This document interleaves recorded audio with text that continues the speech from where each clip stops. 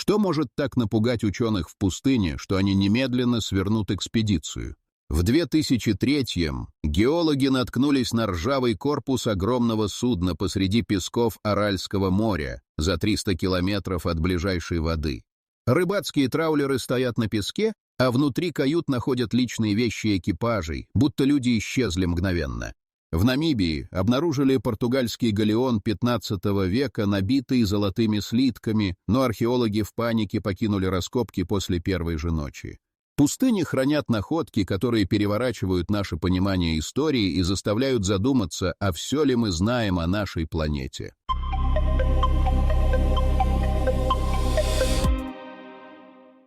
В 1972-м французские инженеры анализировали урановую руду из Габона и обнаружили аномалию. Содержание урана-235 было на 0,3% ниже нормы.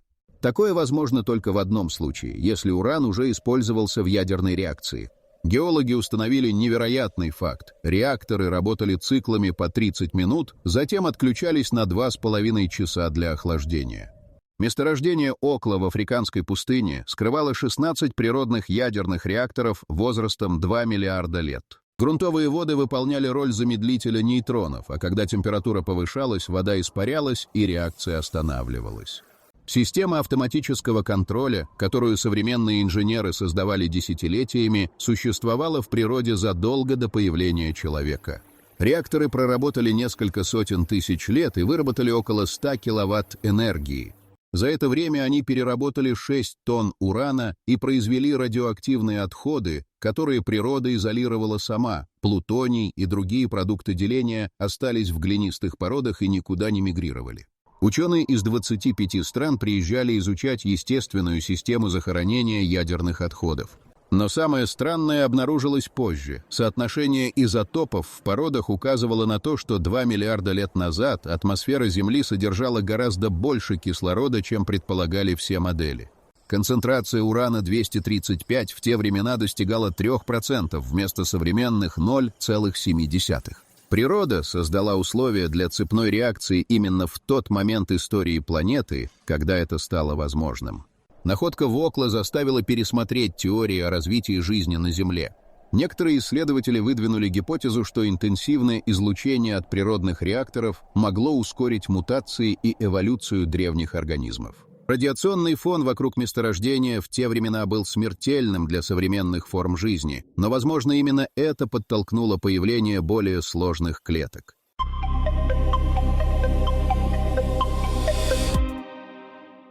На границе Египта и Ливии раскинулась область площадью 6000 квадратных километров, покрытая кусками желто-зеленого стекла. Температура плавления кварцевого песка составляет 1700 градусов по Цельсию, такой жар не создаст ни один природный пожар или извержение вулкана. Ливийское пустынное стекло содержит 98% чистого диоксида кремния и образовалось 29 миллионов лет назад. Бедуины находили эти куски стекла веками и использовали для изготовления ножей. Острота краев превосходила обсидиан. Археологи обнаружили скоробея из ливийского стекла в гробнице Тутанхамона, что доказывает, древние египтяне ценили этот материал наравне с драгоценными камнями. Вес отдельных осколков достигает 26 килограммов, а их прозрачность позволяет видеть сквозь толщу в несколько сантиметров. Первая научная теория предполагала падение метеорита, но кратера в этом районе не нашли. Геофизики просканировали местность радарами и магнитометрами, никаких следов удара. Анализ изотопов циркония показал, что песок нагревался минимум до 2000 градусов, причем очень быстро. Такую температуру создает только два явления – ядерный взрыв или воздушный взрыв астероида. В 2007-м итальянские геологи нашли микроскопические алмазы внутри стеклянных образцов. Алмазы формируются при давлении выше 100 тысяч атмосфер. Это подтверждает версию космического удара. Астероид диаметром около 30 метров взорвался в атмосфере на высоте от 5 до 10 километров. Ударная волна ударила в поверхность со скоростью 8 километров в секунду и мгновенно превратила верхний слой песка в расплавленное стекло. Компьютерное моделирование показало, мощность взрыва составила 100 мегатонн, что в 5 раз превышает самую мощную термоядерную бомбу в истории. Температура в эпицентре достигла 3000 градусов. Все живое в радиусе 100 километров испарилось за долю секунды. Песок плавился, кипел и застывал прямо в воздухе, падая обратно стеклянным дождем. Некоторые куски стекла содержат пузырьки газа и включение минералов, которых нет в окружающих породах, они прилетели вместе с астероидом. Химический анализ выявил следы иридия и никеля в концентрациях, типичных для метеоритов. Самое пугающее, подобный взрыв может повториться в любой момент, и человечество не сможет его предотвратить.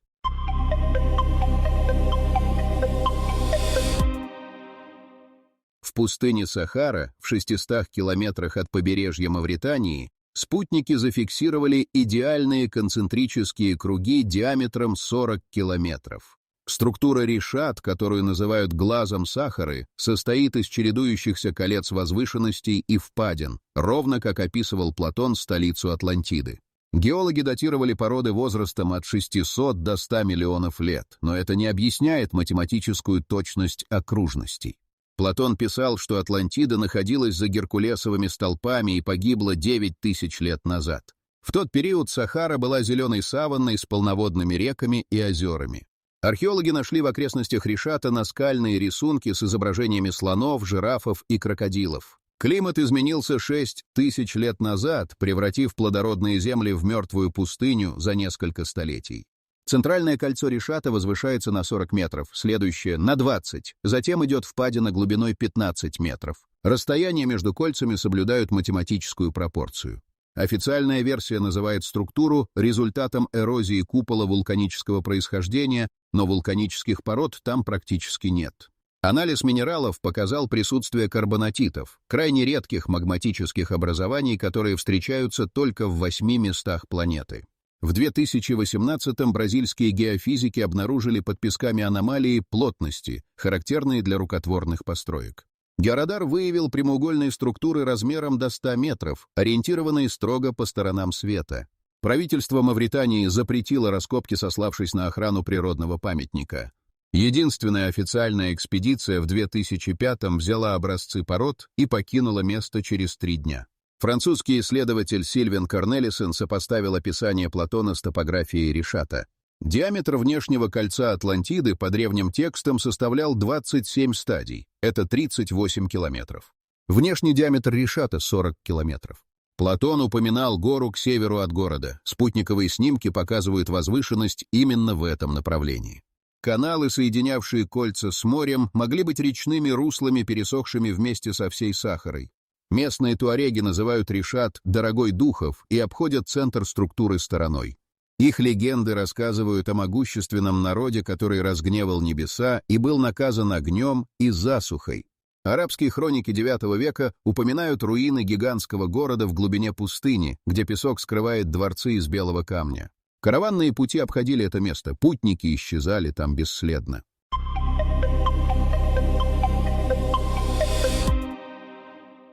В пустыне Атакама на севере Чили фермер нашел в заброшенной церкви кожаный сверток размером с ладонь. Внутри лежало существо длиной 15 сантиметров с вытянутым черепом, огромными глазными впадинами и 10 ребрами вместо 12. Мумия получила имя Ата, и первые исследователи заявили, это либо неизвестный примат, либо нечто совершенно иное. Рентген показал полностью сформированный скелет с признаками возраста 6-8 лет, хотя размер тела соответствовал недоношенному плоду. Плотность костей превышала человеческую на 20%. Черепные швы срослись так, как это происходит только у взрослых людей после 25 лет. Коленные суставы имели зоны окостенения, которые формируются в процессе роста и ходьбы. Генетическая лаборатория Стэнфордского университета провела анализ ДНК в 2013-м. Результат ошеломил. Геном на 91% совпадал с человеческим, но содержал мутации в 7 генах, отвечающих за рост костей и формирование скелета. 3 из этих мутаций науке вообще не были известны. Митохондриальная ДНК указывала на происхождение от коренного населения Чили со стороны матери. Профессор Гарри Нолан, руководивший исследованием, обнаружил аномалию в гене КОЛ1А1, который контролирует синтез коллагена. Мутация вызывала ускоренное старение костной ткани. Организм существа за несколько лет проходил развитие, на которое у человека уходят десятилетия. Второй дефектный ген PCNT приводил к микроцефалии и карликовости.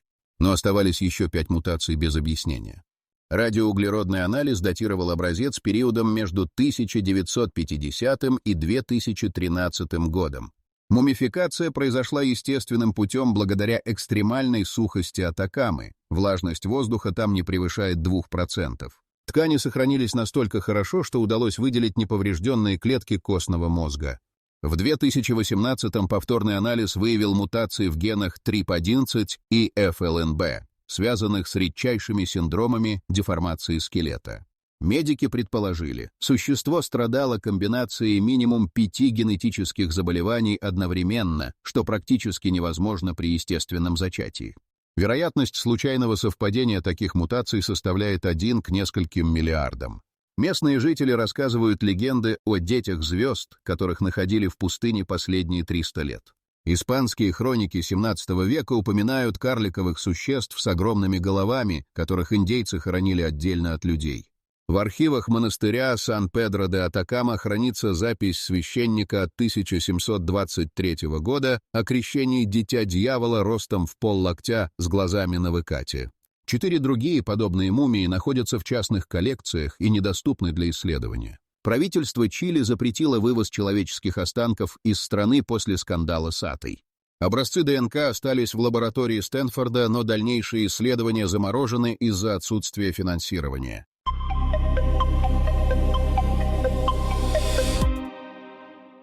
Пилот вертолета над пустыней Казахстана в 2007-м заметил на Земле гигантский круг из насыпных валов. Снимки со спутника показали 260 геометрических фигур – квадраты, кресты, свастики и кольца размером до 400 метров.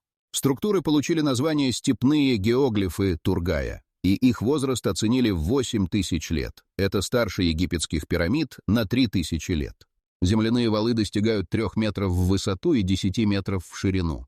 Объем перемещенного грунта превышает 7000 кубометров на одну фигуру. Археологи подсчитали, для строительства одного геоглифа требовалось минимум 500 человек, работающих непрерывно 3 месяца. В эпоху неолита такая концентрация населения считалась невозможной для кочевых племен. Точность линий поражает, отклонение от идеальной геометрии не превышает 2 градусов на протяжении сотен метров. Древние строители использовали единую систему измерений. Соотношение сторон квадратов и диаметров кругов соблюдает пропорцию 1 к 1,5. С Земли фигуры не видны совершенно, их можно различить только с высоты минимум 300 метров. Геоглиф в форме свастики возле поселка Таргай состоит из 80 курганов, расположенных по идеальной окружности диаметром 90 метров. Каждый курган содержит каменную кладку и остатки костров. Радиоуглеродный анализ угля датировал постройку 6-м тысячелетием до нашей эры. В то время на этой территории существовала развитая культура, следы которой больше нигде не найдены. Крест возле озера Есей вытянут строго по сторонам света с точностью до 1 градуса. Длина каждого луча составляет 350 метров. В центре креста археологи раскопали яму глубиной 5 метров, заполненную обожженной глиной и костями животных – лошадей, сайгаков и туров. Кости носят следы ритуальной обработки, черепа отделены от туловищ и уложены по кругу. В 2015-м британский археолог Дмитрий Дей провел анализ ориентации геоглифов. 80% фигур указывают на точки восхода и заката солнца в дни солнцестояния. 3 крупнейших креста образуют равносторонний треугольник со стороной 150 километров. Центр треугольника совпадает с древним святилищем, где найдены каменные жертвенники и астрономические инструменты из кости. Спектральный анализ почвы внутри геоглифов выявил повышенное содержание фосфора и калия, признак длительного присутствия большого числа людей. Значит, фигуры не просто построили и забросили, рядом с ними жили постоянные поселения. Но ни одного захоронения или жилища той эпохи в радиусе 100 километров не обнаружено. Местные казахи называют геоглифы следами богов и верят, что их создали небесные существа для навигации. Легенды рассказывают о летающих колесницах, которые спускались в центры кругов и забирали избранных людей. Старейшины утверждают, в ночь полнолуния над геоглифами видны странные огни, а компасы начинают вращаться хаотично.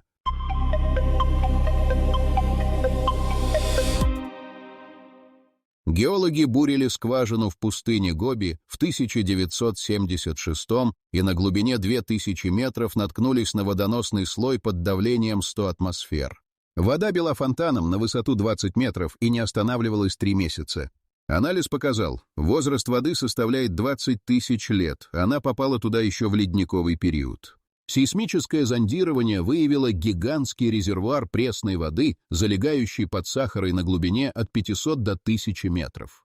Нубийский водоносный горизонт содержит 150 тысяч кубических километров воды, это в 30 раз больше всей воды в Великих озерах Северной Америки. Запасов хватило бы, чтобы покрыть всю Сахару слоем воды глубиной 75 метров. Бразильские гидрологи обнаружили под пустыней Атакама подземное море площадью 80 тысяч квадратных километров. Вода находится в порах вулканических пород на глубине 3 километра. Температура достигает 70 градусов, минерализация в 5 раз превышает морскую. Радиоизотопный анализ датировал воду периодом 50 тысяч лет назад, когда Атакама была цветущей долиной.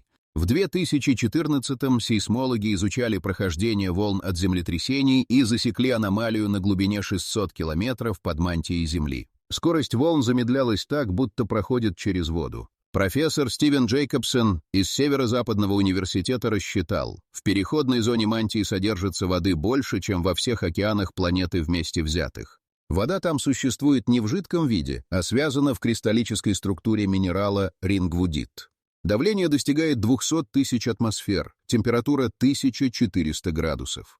При таких условиях рингвудит способен удерживать до 2,6% воды по весу. Если учесть объем переходной зоны, получается резервуар в 3 раза больше всех поверхностных океанов. Алмаз, найденный в Бразилии в 2008-м, содержал включение рингвудита с водой. Это первое прямое доказательство существования подземного океана. Алмаз сформировался на глубине 500 километров и вынесен на поверхность вулканическим извержением 100 миллионов лет назад.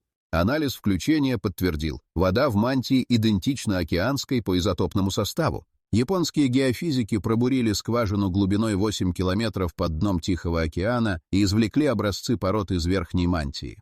Микроскопические поры содержали капли воды под давлением 3000 атмосфер. Расчеты показали, только под океаническим дном скрыто воды в 5 раз больше, чем в самих океанах. Компьютерное моделирование движения тектонических плит объяснило механизм. Океаническая кора погружается в мантию со скоростью 3 см в год, унося с собой морскую воду в связанном виде. За миллиард лет весь мировой океан мог несколько раз уйти под землю и вернуться обратно через вулканы.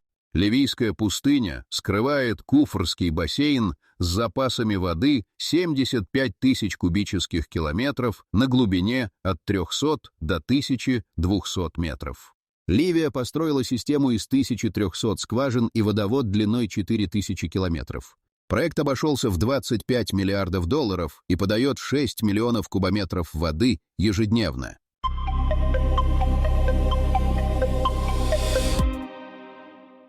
В египетской пустыне возле Асуана стоит незаконченный обелиск весом 1200 тонн, вырубленный прямо в скале. Поверхность камня покрыта параллельными бороздами глубиной 5 мм с шагом ровно 2 см. Инженеры провели эксперимент, попытались воспроизвести такие борозды медными зубилами и каменными молотами. За 8 часов работы бригада из 12 человек прошла 15 сантиметров, испортив 37 зубил. На обелиске таких борозд сотни метров. В Саккаре археологи нашли гранитный саркофаг с внутренними углами радиусом ровно 3 мм. Современные камнерезные станки с алмазными дисками оставляют радиус минимум 5 мм. Стенки саркофага параллельны с точностью до 0,02 мм на длине 2 метра. Гранит имеет твердость 7 по шкале Мооса, это режет только алмаз или корунд, но следов абразива на поверхности нет. Инженер Кристофер Дан исследовал керн, цилиндрический образец гранита, извлеченный сверлением из пола храма в Гизе. Спиральная борозда делает полный оборот на длине 2,5 мм, что означает скорость подачи сверла 2,5 мм за оборот. Современные буровые установки с алмазными коронками дают подачу 0,1 мм при сверлении гранита. Древнее сверло работало в 25 раз эффективнее. В пустыне Негев обнаружили шахту глубиной 300 метров, пробитую в скальной породе 3000 лет назад. Стены шахты идеально вертикальны с отклонением не более 5 градусов по всей глубине. Диаметр составляет ровно 2 метра от поверхности до дна. Геологи не могут объяснить, как бронзовыми инструментами можно было контролировать направление на такой глубине без современных измерительных приборов. Баальбекская терраса в Ливане состоит из блоков весом 800 тонн каждый. 3 камня основания весят по 1100 тонн. В карьере в километре от храма лежит камень южный весом 1650 тонн, самый тяжелый обработанный камень на планете. Блоки подогнаны друг к другу так плотно, что между ними не проходит лезвие ножа. Самый мощный современный кран поднимает максимум 1200 тонн, и то требует специальной подготовки площадки. Перуанская крепость Саксайуаман построена из блоков неправильной формы весом до 300 тонн. Каждый камень имеет от 12 до 14 углов, которые идеально совпадают с соседними блоками. Зазоры между камнями составляют менее половины миллиметра. Испанские хроники XVI века утверждают, инки не строили эту крепость, она существовала задолго до них. В пустыне Такла-Макан китайские археологи раскопали мастерскую возрастом 4000 лет. Среди инструментов нашли трубки из меди с алмазными частицами на внутренней поверхности, древние сверла по камню. Рядом лежали диски диаметром 30 сантиметров из бронзы с зубцами по краю.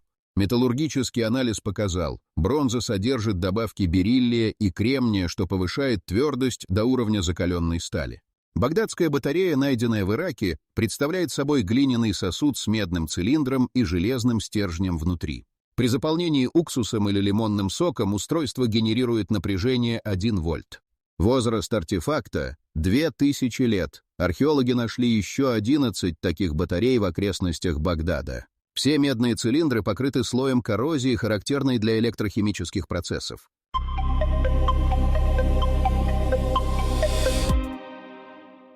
Дозиметры зашкалили на границе индийского штата Раджастхан в 1992-м. Строители расчищали территорию под жилой квартал и засекли радиационный фон в 50 раз выше нормы. Геологи обнаружили слой зеленого стекла толщиной 1,5 метра, простирающийся на 3 квадратных километра. Анализ изотопов показал, песок плавился при температуре 8000 градусов 4000 лет назад. Древнеиндийский эпос Махабхарата описывает оружие ярче 1000 солнц, которое превращало воинов в пепел, а выживших — в безволосых коллег с выпадающими зубами. Симптомы точь-в-точь совпадают с лучевой болезнью. Текст упоминает металлические летающие колесницы-виманы, способные уничтожать целые города одним выстрелом. Археологи считали это мифами до находки в Раджастхане. В центре оплавленной зоны раскопали скелеты 50 человек, лежащих так, будто смерть настигла их мгновенно. Кости содержат стронций-90 и цезий-137, радиоактивные изотопы с периодом полураспада 30 лет. За 4000 лет они должны были полностью распасться, но счетчик регистрирует излучение до сих пор. Это возможно только если первоначальная доза была колоссальной. Турецкие археологи нашли в пустыне возле Чатал-Хьюка оплавленные кирпичи крепостной стены. Температура плавления глины 1200 градусов, но кирпичи не просто расплавились, а спеклись в монолитную стекловидную массу.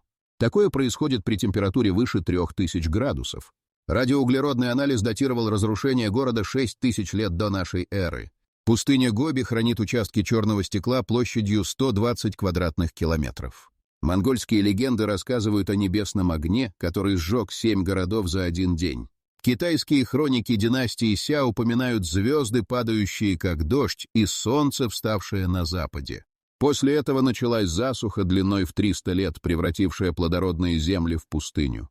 Профессор Фредерик Содди, лауреат Нобелевской премии по химии, в 1919-м заявил: «Человечество уже владело атомной энергией в доисторические времена и уничтожило само себя». Его высмеяли коллеги, но находки последних десятилетий заставляют пересмотреть эту гипотезу. Так что же напугало ученых в пустынях? Доказательство того, что развитая цивилизация существовала задолго до официальной истории и погибла в результате применения оружия, превосходящего современное. Если вы тоже думаете, что в пустыне Гоби может скрываться не только песок, но и секреты древних цивилизаций, загляните на наш сайт wideori.com. Там вас ждут еще более удивительные истории, которые точно не оставят вас равнодушными. Ссылка в описании. Природные ядерные реакторы в Габоне работали 2 миллиарда лет назад. Стеклянная пустыня Сахары образовалась от космического взрыва мощностью 100 мегатонн. Структура решат может быть остатками Атлантиды. Мумии с аномальной ДНК ставят вопросы о происхождении человека. Геоглифы Тургая построены 8000 лет назад неизвестной цивилизацией. Подземные океаны превышают наземные в 3 раза. Следы технологии обработки камня превосходят современные возможности. А радиационные зоны в Индии и Монголии указывают на древнюю ядерную войну. Пустыни скрывают правду о прошлом человечества, правду, которая переворачивает все, что мы знали об истории планеты.